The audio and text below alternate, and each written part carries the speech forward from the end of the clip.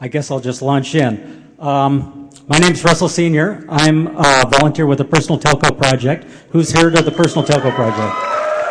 Okay, so we set up free Wi-Fi hotspots around town, but it was really born out of a frustration with the crappy state of broadband.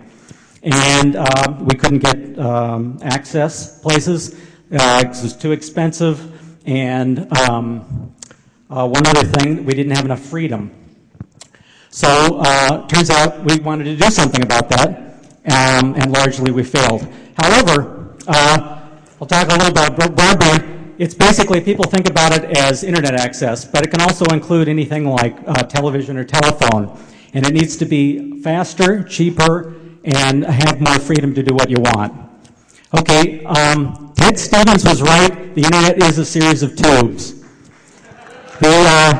The tiniest tube is the one that connects the cable or phone company to your house, and that's called the last mile, and that needs to be thicker, and somebody else needs to own it. So fiber, the reason fiber's good is it got lots of capacity. Comcast and Quest are using their old infrastructure, old wires, and they're not very fast. They're not nearly as fast as fiber. So fiber has massive capacity. It'll go up to 14 trillion bits per second. The fiber that they put in the street can be upgraded just by changing the gear at the ends. Wireless is great for mobility, but despite all the cupcake sprinkles and overflowing stadiums of beer, the capacity of the WiMAX network is actually like 1/1000th of what a single strand of fiber can do. Why public? The incumbent telcos love your money, but they hate you.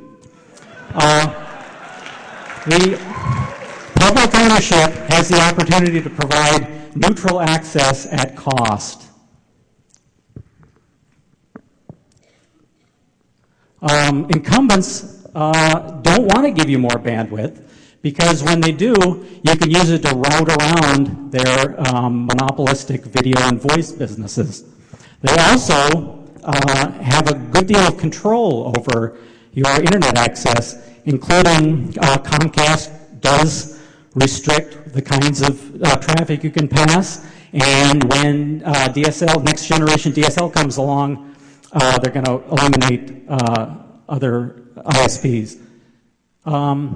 Internet, this is important. Internet means we can all be producers. Current broadband providers limit upstream capacity, which means, you're not a producer.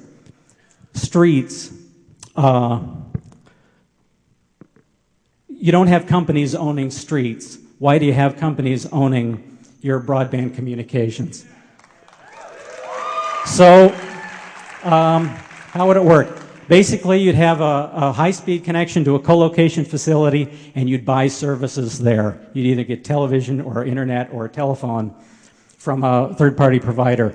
The third-party providers would have neutral access to the co-location, so you have a wide variety of choices about who you want to buy your services from, which will drive down costs. Okay, so infrastructure costs a lot, so you'd have to sell revenue bonds, and you'd have to charge fees to users to pay those bonds back.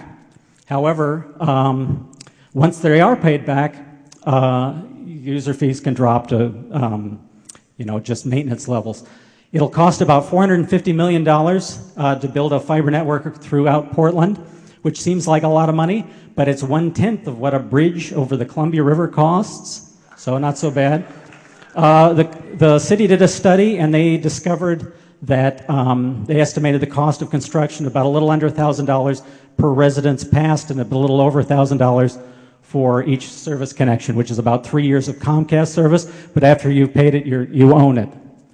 So there are advantages. You're investing in an infrastructure that's going to last a long time, and that can be upgraded at minimal cost, and also that you own as opposed to perpetual rent.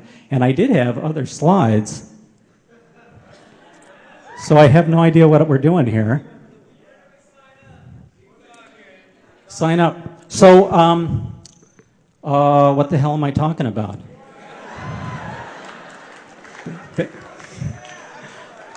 I have no idea. buy, so what, oh yeah, there's numbers down there. So you need, well, wait a minute now. The last slide I remember, and the last slide